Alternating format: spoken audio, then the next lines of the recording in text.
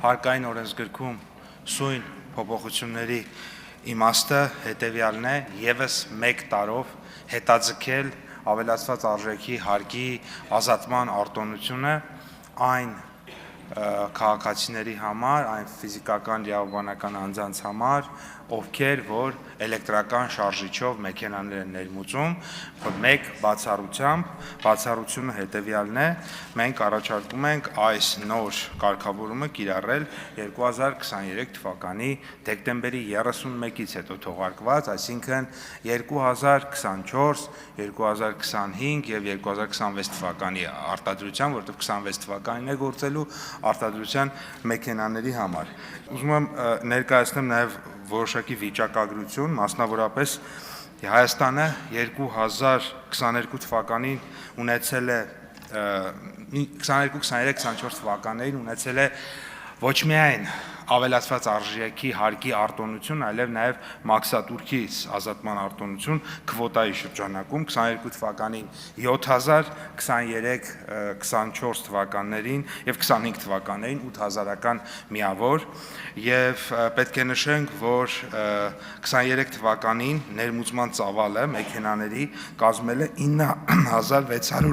9635 միավոր, 22 թվականի համեմատ այս ցուցանիշը աճել է 75%-ով, 24 թվականի ներմուծման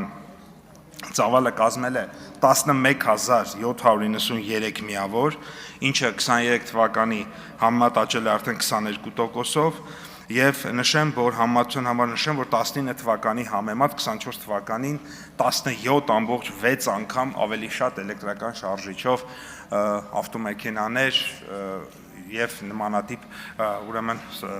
էլեկտրական շարժիչով փոխադրամիջոցներ են ներմուծվել Հայաստանի Հանրապետություն, մասնավորապես նոյեմբերի 19-ի վիճակագրությունը իմ ձեռքի տակ կա,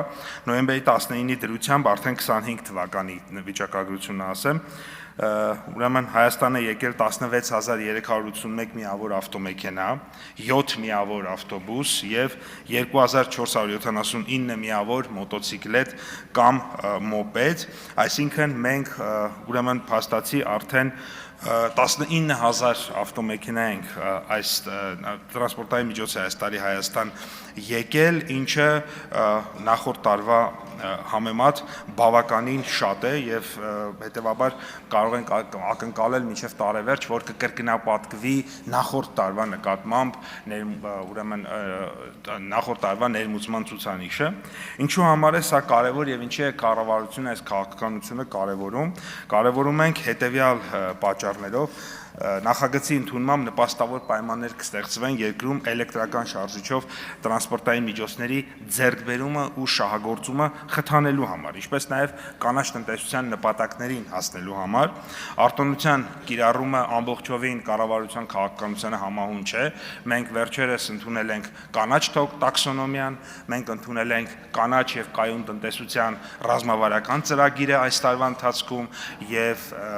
այս ամբողջ քաղաքականությունների հետ ինքը համահունչ է եւ արտոնության կիրառումը կնպաստի նաեւ շահագործման համար անհրաժեշտ ենթակառուցվածքների զարգացմանը, այդ ոլորտում լրացուցիչ ներդրումների ներգրավմանը, նոր աշխատատեղերի ստեղծմանը, ինչպես նաեւ Հայաստանի Հանրապետության ավտոպարկի թարմացմանը եւ էներգետիկ անվտանգությանը։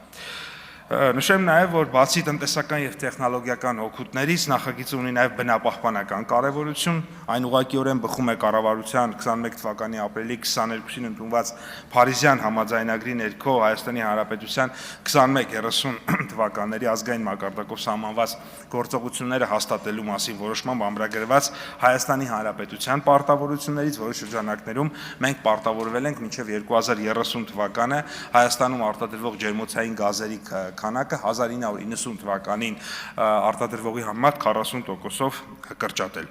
Այս ուղղությամբ քայլերը նույնպես